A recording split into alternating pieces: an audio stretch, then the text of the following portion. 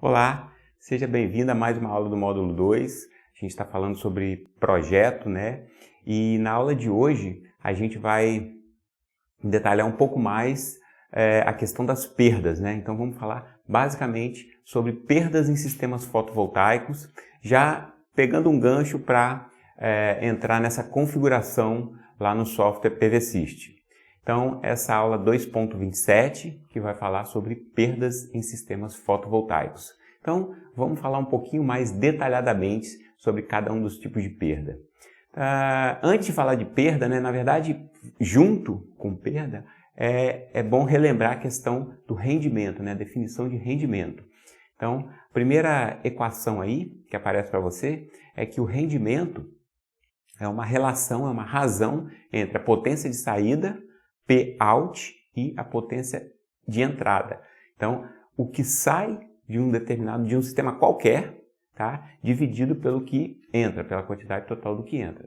E aí a gente pode definir a potência que sai, né? A potência de saída, o Pout, a gente pode definir como sendo a potência que entra, o Pin, menos o somatório de perdas. Ou seja, computar todas as perdas que vão acontecer no sistema, você soma todas elas e você vai subtrair do montante que entra. Então é um conceito bem simples, tá? Você pode também pensar de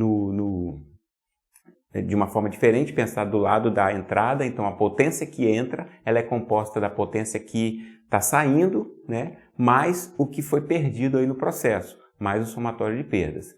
Então você tem aí a definição, né, de cada um dos termos: potência de saída, potência de entrada do sistema e somatório de perdas. E aí vamos mostrar agora um pouquinho um exemplo, né, disso aplicado a um sistema fotovoltaico. Então eu tenho aqui a imagem de um sistema onde eu tenho a potência que entra, né, a potência que sai, e eu tenho indicado aí nas setinhas todas as diferentes perdas ao longo do processo. Então começa aí com perdas por efeito da temperatura, por aquecimento, tá? Na célula, nos módulos do sistema, perdas por sujeira, tá? Poeira, sujeira, coisas que obstruam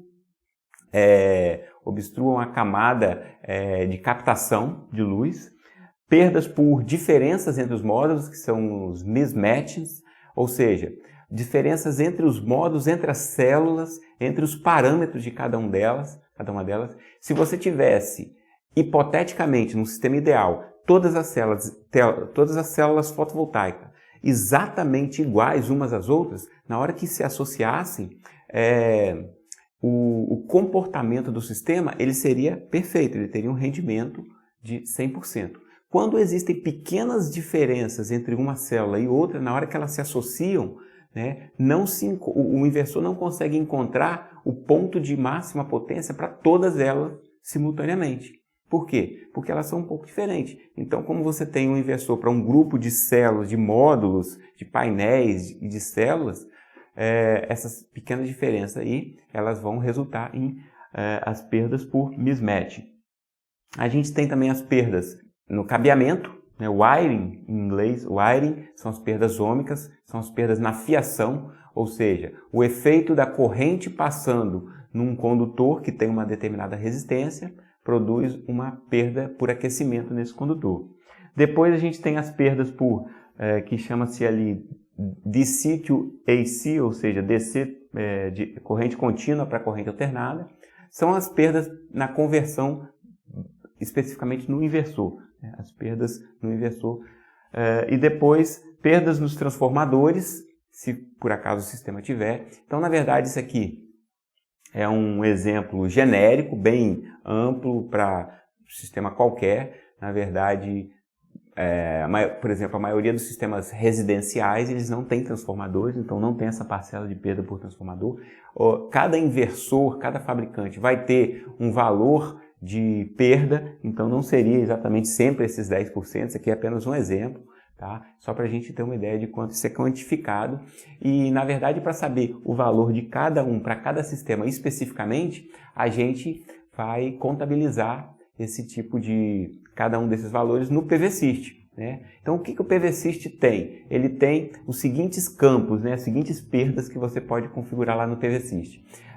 Perda por parâmetros térmicos, ou seja, thermal parameters, que seriam as perdas pelo aquecimento, por a célula estar funcionando numa temperatura diferente da temperatura STC, né, dos 20 graus Celsius, temperatura padrão. Então, como ele vai funcionar em uma temperatura diferente, vai apresentar perdas, e esses parâmetros térmicos aí são configurados no campo Thermal Parameters. Tem o campo Ohmic Losses, que seriam as perdas ômicas, as perdas por efeito Joule, são as perdas na fiação, perdas no cabeamento. O que ele chama de Module Quality, que seria a qualidade dos módulos, ou seja, perdas devido à incerteza entre o que o fabricante te fala, que é o rendimento, que são os valores nominais, e uma certa diferença do que acontece na prática. O fabricante ele não sabe quais são os valores nominais de todos os módulos dele. Então ele lança um datasheet, um catálogo, que ele funciona para a média, para a maioria. Só que, como a gente falou, as células são diferentes, imagine que os módulos serão diferentes também. Então, essas pequenas diferenças são qualidade do fabricante. Quanto maior a qualidade do módulo, né, quanto melhor o fabricante, normalmente ele é mais caro. Por outro lado, as perdas por incertezas também são menores. Outro tipo de perda que está relacionado à qualidade do módulo é a LID, a LID, né? E a perda por mismatch, que também relacionada à qualidade do módulo, diz respeito a pequenas diferenças entre a fabricação da célula. Então, bons fabricantes vão ter menores perdas por qualidade de módulo. O LID, né, que eu falei rapidamente ali, significa Light Induced Degradation, ou seja, degradação, tá, pela incidência de luminosidade no módulo. Então, dependendo da tecnologia, isso não acontece, mas para as de silício policristalino, monocristalino, existe uma degradação nas camadas dos semicondutores no momento em que há a incidência de luz. E então isso vai acontecer nas primeiras horas, nos primeiros dias de funcionamento do módulo. Então ele vai ter uma perda na sua produção de energia. Isso vai acontecer por essa degradação inicial, depois ela se estabiliza. Então, isso tudo pode ser contabilizado. Outro tipo de perda também é o que tem um campo no PVSys chamado Soiling Loss, né? Soiling Loss seria sujeira, poeira, né? Seria se a região ela tem muita incidência de pássaro, né? Os pássaros vão, né, jogar cocô de passarinho ali, vai cair em cima. Então, esse tipo de coisa pode ser contabilizado também como uma perda e a gente preenche nesse campo aí.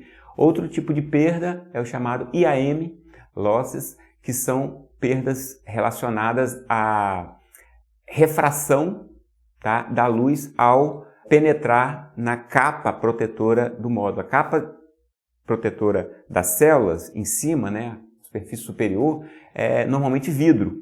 Então, ela vai ter um índice de refração e um índice de reflexão, né? Então, vai acabar perdendo um pouco da potência luminosa que está chegando na superfície do módulo. Então, existem alguns fabricantes que colocam uma camada, né, antirreflexiva, isso melhora um pouco esse efeito, mas de qualquer forma ele pode estar presente. É um dado que a gente pega no catálogo do módulo, no datasheet do módulo, e pode preencher lá no PVSys.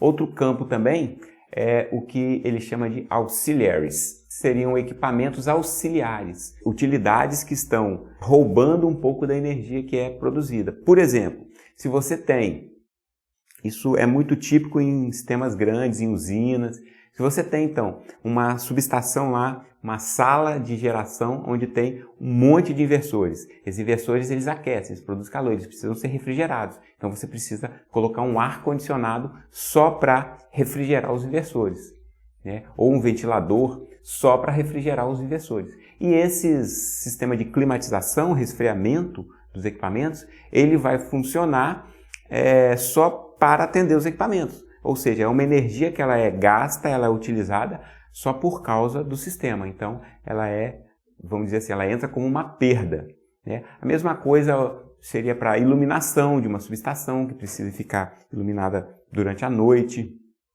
É uma energia que vai ser roubada, vai ser tirada do que é produzido, tá? Então, climatização, iluminação, muitas vezes os próprios transformadores que têm que ficar ligados, eles têm um pequeno consumo de energia a vazio, tá? Eles só por estarem ligados, eles têm uma perda a vazio, então é necessário contabilizar e é possível contabilizar tudo nesse campo auxiliaries. E tem também o campo que lá no PVC chamado aging. Aging seria envelhecimento, tá? Corresponde a envelhecimento. É como que o módulo vai diminuindo a sua capacidade de produzir energia ao longo dos anos. Isso é típico, isso acontece e é o que os fabricantes normalmente oferecem de garantia, é que ao final de 25 anos o módulo ainda vai estar produzindo 80% da sua potência inicial, da sua potência nominal.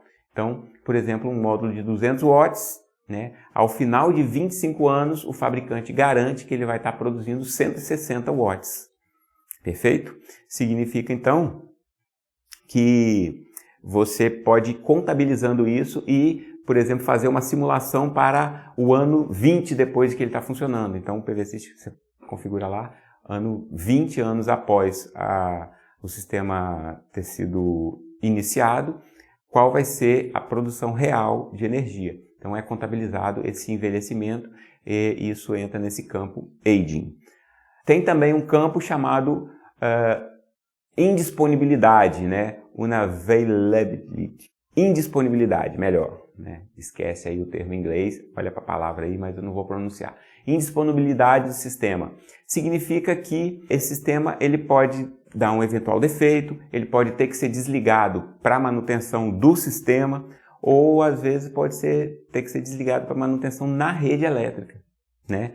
No Brasil, se a concessionária tiver que dar uma manutenção na rede elétrica, ela vai pedir para você desligar o seu sistema. Na verdade, ela nem vai pedir, ela simplesmente não vai ter energia, o sistema automaticamente já não funciona também. Então, esse não funcionamento é chamado de indisponibilidade e ele pode ser computado também como uma perda. As concessionárias elas têm tempo de disponibilidade médio, taxa média, taxa máxima. Inclusive, se elas ultrapassarem esse número de indisponibilidade, aí, elas são multadas. Então, mas de qualquer forma é um número baixo, é bem pequeno, você pode também programar. Isso é muito significativo, tá? Num sistema de grande porte, numa usina, por exemplo, né? Que a potência ela é enorme, a quantidade de energia é enorme, qualquer dia parado, qualquer hora parada já é um montante importante. Então, e aí esses foram os campos, tá? E a gente agora faz algumas observações finais sobre perdas, que são o seguinte, esses detalhes, né, perceba que esses detalhes eles dependem muito da experiência do projetista, né? Experiência em saber identificar aonde é que, quanto vai ser considerado de perda por sujeira, por exemplo, quanto vai ser considerado de perda por lead nesse determinado fabricante, né, que é o conhecimento dos equipamentos. Para essa tecnologia, qual a perda que eu posso considerar por refração? Dependendo da localidade, tem mais ou menos sujeira, né? Ah, não, essa região venta muito, então tem muita poeira. A minha região aqui, por exemplo, ela é próxima de uma mineradora, que é a companhia Vale, e uma siderúrgica, então tem muita emissão de pó, de partículas, de pó, esses pós acumulam. Aí, se for uma época do ano que tem pouca chuva, esses pós vão ficar acumulados, então vai diminuir a produção, né? Então, essas informações você consegue fazer isso aí. Eles podem impactar o sistema, né, numa faixa aí de mais ou menos 10% para mais, 10% para menos, em relação àquele valor típico de performance ratio que a gente utilizou na hora de fazer as contas na mão lá, as contas manuais, que foi o valor de 0,75. Então, se você contabilizar todas as perdas detalhadamente, certinho aí, pode ser que o seu performance ratio dê na faixa de 0,65, 0,70, 0,80, 0,85, então fica em torno do 0,75, aquele valor é um valor aproximado, um valor médio, e essa possibilidade de detalhar as perdas pode fazer com que o seu projeto fique mais preciso. De qualquer forma, é um estudo bem complexo e trabalhoso, né? Ele só vale a pena, ele é indispensável quando você tem um projeto de grande porte, né? Mini geração, que é acima de 75 kW-pico, ou acima disso, acima de 5 GW-pico seria já uma usina, né? Num projeto de grande porte dessa forma, o detalhamento das perdas ele é importante e ele é significativo. Beleza? Então, a aula de hoje eu falei um pouquinho sobre todas as perdas, um pouquinho sobre cada uma delas, detalhei um pouquinho sobre cada uma delas, e na próxima aula a gente vai configurar, ver como configura isso lá no programa. Então a próxima aula vai ser já no computador e você pode ir acompanhando e fazendo no seu projeto também. Beleza? Então um grande abraço e até a próxima. Tchau, tchau!